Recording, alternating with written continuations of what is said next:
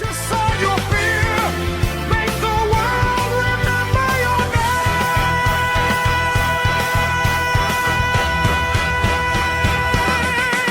Your name.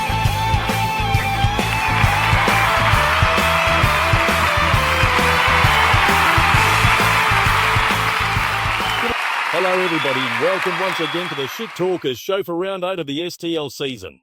I'm Bobby Baxter, and joining me as always are the ever-glamorous Sally Fairbank, and a man who still thinks Lynx Africa is a medically approved deodorant, Lenny Giordano. Mate, if it was good enough for me in 1997, it's good enough now. You once sprayed so much of it in a nightclub, they evacuated the building. I've said it before and I'll say it again. That's called presence, Sal.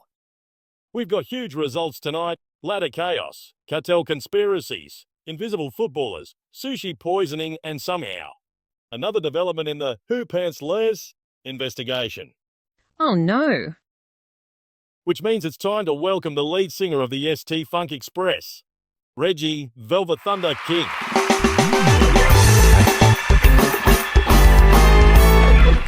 Thank you, Bobby baby. People been asking questions. Well, I got answers. Do ya? I know who pants less Again? this week. I believe it was Brenton Herron. Brenton Herron from Sizzling Grill?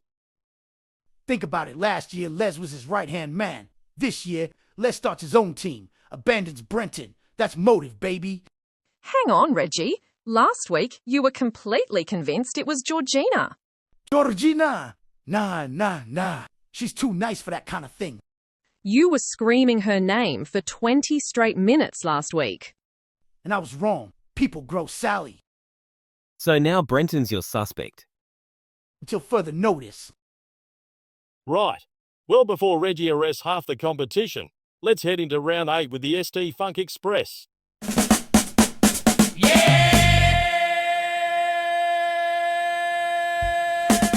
This one had genuine finals atmosphere surrounding it. 3rd versus 8th, and a grand final rematch from last season where the Paul Stanleys crushed Tiger Frau on the biggest stage. But Peter Konadaris got a little too cute this week. After starting the year 6-1, he decided to experiment by bringing in European pop stars Milli Vanilli to bolster the midfield rotation. Tiny issue though, only Vanilli showed up.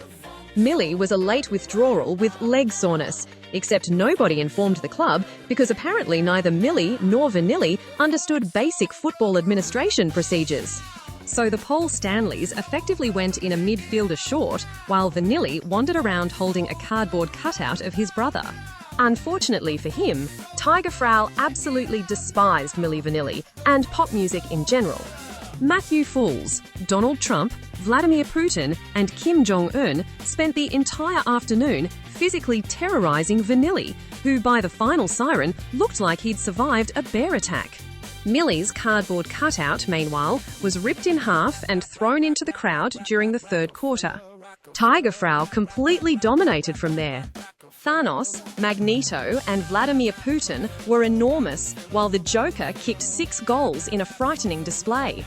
Rod Stewart battled hard with 5 goals for the Paul Stanleys, but the damage was done. Tiger Frau surged into 7th, while the Paul Stanleys slipped to 4th after the 98-point humiliation. Layla came into this game red hot, riding a 4-game winning streak. Jungleland, meanwhile, entered under a cloud after rumours emerged of a secret cartel alliance involving Camrita Tigers, Riley Boys Tigers, Thunderstruck, Houdini's Rivals, and the new-look Monster Nitro Vipers. The alleged plan? Share tactics, match-up data, and tagging strategies to help each other climb the ladder. Problem was, every single team involved was completely useless.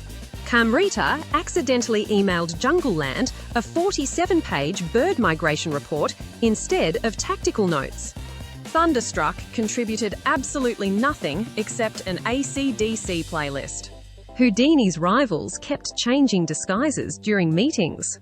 The Vipers thought it was a real cartel and arrived wearing black suits and sunglasses. Then, Riley Boys Tigers accidentally leaked the entire group chat after Rex Hunt tried forwarding a fishing photo. Layla found out, publicly mocked the entire operation, then beat Jungleland by 214 points. Dennis Lilly dominated with 36 disposals, while Shane Warne, Ricky Ponting and Ian Healy combined for 12 goals. At one point, Warney was laughing so hard at the cartel rumours, he missed a set shot from directly in front. But it made no difference to the final outcome. Layla rocketed into second place, while Jungleland tumbled all the way down to 15. Both sides entered this game in dreadful form and desperate for a win, but things got personal very quickly. The Smilly squad Spuds had become increasingly nervous all week after hearing rumours the Monster Nitro Vipers players were discussing which potato varieties tasted best baked. The Spuds were horrified. Then came Peter Crisps. Ever since Peter Crisp was transformed into a potato in Dan Evans' laboratory last week, he's been an absolute maniac.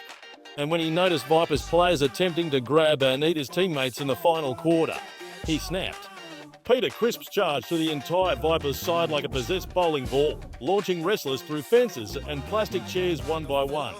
At one stage, Cody Rhodes attempted to spear tackle him, but Peter Crisp bounced off his chest and sent Cody crashing into the in-change bench. The Vipers never recovered. Smilly's squad held on for the gutsy 21-point win with Peter Crisps becoming an instant cold hero.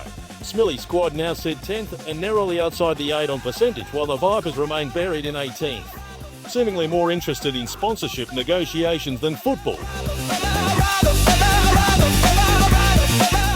Camrita Tigers once again delivered absolute chaos. Before the game, Bill Oddie introduced Joel Ellis to fellow Goodies members Graham Garden and Tim Brook-Taylor, convincing the club they needed to reconnect with nature before the opening bounce. That turned out to be a terrible idea. Minutes before the game began, Russell Coit accidentally released several rescued wombats onto the field, while Robert Irwin attempted to relocate a massive carpet python from the goal square. Meanwhile, Thunderstruck had spent the entire week doing goal-kicking drills with Angus Young, and it showed. Dave Grohl and Brian Johnson were electric early, while Meatloaf Monster defenders inside 50. Camrita actually led briefly after Russell Coit took an outrageous pack mark, and then celebrated with teammate Robert Irwin near the boundary line. And then both men completely forgot the second half had started. Thunderstruck took over from there. Brian Johnson dominated while Meatloaf kicked a bag in the comfortable 68-point victory. Thunderstruck climbed into 12th while Camrita slumped to 16th after their 5th straight loss. There was genuine mafia tension before this one. Abdul Yelchin and Vito Corleone attempted to intimidate the Flem Dogs during warm-ups, pacing around the rooms whispering, "Accidents can happen in football." But the Flem Dogs never flinched. And once Duncan Kellaway and his brother Andy kicked their first goals of the season, the game completely changed. The entire Flem Dogs side lost their minds celebrating. Players sprinted from everywhere. Fans were hugging strangers. Matthew Richardson nearly climbed the fence. From their Flem Dogs absolutely exploded. Mark Coghlan dominated with 38 disposals while David Burke took one of the marks of the year, sitting on Vito Corleone's shoulders before calmly slotting the goal. Flem Dogs once again kicked the highest score of the round and looked terrifying offensively. Abs Magic have now lost 2 of their last 3, while Flem Dogs continue surging toward the top 4 as arguably the form side of the competition alongside Chris Macker's Lalore. The Roaring Tigers entered this game full of confidence, sitting 7th on the ladder. Too much confidence, perhaps. Deborah McCoy and Pat Benatar spent the pre-game warm-up time to celebrate by taking selfies with fans and discussing potential finals tickets before the opening bounce had even happened. Meanwhile, Andre the Giant spent the entire afternoon searching for his old friend and Roaring Tigers opponent, Cyndi Lauper, completely unaware she wasn't even selected for the match. At one point, Andre wandered all the way into defense before accidentally standing on Debbie Harry, who was so tiny he genuinely didn't see her underneath him. Then came the moment. Andre marked near the center square, looked confused, shrugged, and launched a 70-meter bomb goal while Debbie Harry crawled out from underneath his boot. The game stayed tight throughout before Godzilla exploded in the final quarter with clutch goals that sealed the upset. Pat Benatar fought hard for the Roaring Tigers, but Sizzling Grill held on in a thriller.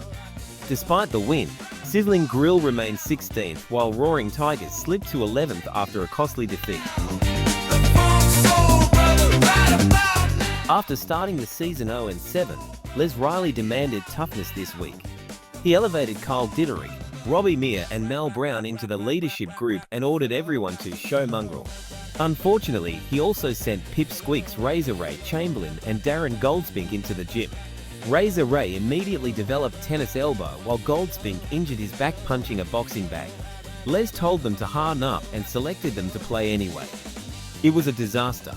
They were bullied all day by Lalor of the Wild, who suddenly rediscovered their powers of invisibility. Then Ben Simmons produced one of the stupidest moments in STL history. He tripped over himself attempting to gather the ball on the wing. Razor Ray sneakily blew his own umpire whistle and paid incorrect disposal against Simmons despite him never touching the football. However, the actual field umpire spotted it. The free kick was reversed. Razor Ray and Riley boys gave away 2 consecutive 50-meter penalties during the argument, and somehow Ben Simmons ended up standing directly in front of goal. He kicked it. Then witnesses reported seeing a pig flying across the stadium. Possibly a ghost pig. Nobody really knows. The Predator kicked 8 goals. Drax the Destroyer added 5 and Hollow Man finished with 33 disposals while literally avoiding every tackle attempt. Lalor of the Wild now sit 9th despite a solid 5-3 record, while Riley boys remain winless and deeply traumatized by ongoing pantsing paranoia. Houdini's rivals once again attempted something ridiculous. This week Dr. Teeth convinced the side they should hypnotize the opposition using jazz flute music during centre bounces. Unfortunately, Fozzie Bear played the flute so badly that Kermit the Frog burst into tears halfway through the first quarter. Meanwhile, the Dodgywogs skipped the pre-game warm-up entirely and instead cooked gyros on giant rotisseries beside the ground before the game. And somehow, it worked beautifully. Anthony Coup de Fides was absolutely unstoppable, fueled entirely by lamb and garlic sauce, finishing with 47 disposals. The Rocker brothers were simply too powerful, kicking 10 goals between them, while Waldorf and Dr. Bunsen Honeydew looked physically terrified standing near them. At one stage, Sweetums accidentally fell backwards into the Dodgywog spit roast and emerged smelling faintly of oregano. Dodgywogs ran away with the 89-point win to keep their season barely alive, while Houdini's rivals remain 19th at 1 win and 7 losses. Roger Mortier looked exhausted before this game even started. After accidentally summoning Robert De Niro and Forrest Whitaker back into the club last week, the pair apparently refused to leave Roger's house. Then Daenerys attempted to unleash dragons on Relic. Problem was, it rained. The dragons became completely useless. Instead of breathing fire, they spent the afternoon flapping around like giant wet seagulls while James Hird carved the Munchers apart. And somehow Hird looked absolutely enormous out there. Seriously, somebody call Asada. Tiny Lockett kicked 5 goals, while Dustin Martin and Crystal Jones controlled the midfield in another dominant performance. Sandor Clegane fought hard with 4 goals, while Elvis Presley gathered 30 disposals for the Munchers. But Relic's no-mercy approach after their shock loss to Houdini's rivals a fortnight ago was obvious. They never relaxed. Relic now sit outright first at 7-1, while Munchers slide to 6th after consecutive defeats. Dunder Mifflin held a seafood-themed office party during the week after Michael Scott convinced Matt Grimston it would boost morale.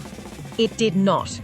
When Wayne Tarr discovered the seafood had been purchased from Woolworths, he vomited on himself immediately. And unfortunately, he never really stopped. Wayne spent the rest of the week repeatedly throwing up at the mere thought of seafood from Woolies, including during warm-ups on game day. Then Kevin Malone accidentally changed the entire game. Midway through the third quarter, Kevin discovered leftover tuna sushi in his pockets from the office party. 3-day-old tuna sushi that Kevin had swiped because he doesn't like to see food go to waste. Several Sacred Snapper players became violently ill from the smell alone, including Jason Momoa and Gilligan. Then Kevin ate it. Flipper fled the stadium entirely. Blood-curdling screams could be heard from 3 postcodes away. With Sacred Snapper missing half their side, Dunder Mifflin cruised through the final quarter like it was a training drill. Kevin Malone only kicked 3 goals, but his disgusting tuna pockets changed the entire match. Matt Grimston starred again with 30 disposals, while Michael Scott continued his consistent season. Dunder Mifflin climbed back into the top 8 for the first time since round 1, while Sacred Snapper slid to 13th. What a round of football. I still can't get over Kevin Malone eating 3-day-old tuna from his pockets. I still can't get over the cartel. I told y'all that cartels never work. Time now for Sally Spotlight. Sally's Spotlight. The Vipers are officially becoming one of the strangest clubs in STL history. On field, they're struggling badly. Off field, they're becoming a walking billboard. Coach Aaron Brown is under enormous pressure after another loss, but instead of calming the situation down, he appears to be actively encouraging sponsorship chaos. It started with Monster Energy. Now there's reportedly interest from Fox Racing, 4 and 20 Pies, Tap Out, and Lenny's favourite, Lynx Africa. The fans are beginning to panic. At this rate, there'll barely be room left on the jumper for the actual club logo. And the scary part? The board apparently loves it because the money pouring into the club is becoming ridiculous. Their team might be bolstered with the likes of Randy Orton and Roman Reigns, who have both returned since WrestleMania concluded. However, even at full strength, the Vipers might miss finals entirely, but financially, they may somehow become the richest team in STL history. Leaderboard, low down. Let's check the coaches' votes. Abdul Yelchin and Vito Corleone lead the way on 20 votes each. Vladimir Putin now up to 19. Then Shane Warne and Spudman tied on 18. Tony Lockett, Dustin Martin, Forrest Gump and Matthew Falls all sitting on 17. And John Cena and Deborah McCoy on 16. Coleman medal race now. Matthew Richardson and Tony Lockett tied for the lead on 34 goals. Barry Hall sits third with 32. Shane Warne charging with 31. Then Aussie Ostrich, Sander Clegane and the Joker all tied on 28. Prince and Sir Duncan the Tall both sit on 27. Relic now stand alone on top of the ladder at 7 and 1. Lalor have stormed into second after 5 straight wins, while Abs Magic and the Paul Stanleys round out the top 4. Flemdogs are 5th and looking terrifying offensively. The battle for the 8 is absolutely insane with Munches, Tiger Frowell, Dunder Mifflin, Lalor of the Wild and Smilly squad all jammed together. Thunderstruck keep their finals hopes alive, while Jungleland's cartel experiment has completely exploded in their faces. At the bottom end, Ryler Boys Tigers remain winless and still emotionally scarred from the pantsing incident earlier this season. Do we think Les ever finds out who did it? It was Brenton. Last week it was Georgina. Who will it be next week? Stay tuned to find out. Good night, everybody. Good night. It's more than a game. It's a class to remember. More than a game. There's a path you must choose. All the fortune or fame. It's more than a game. Oh, it's more than a game. It's a paper you can do. More than a game. It's a path you must choose. Ignoring the pain. It's more.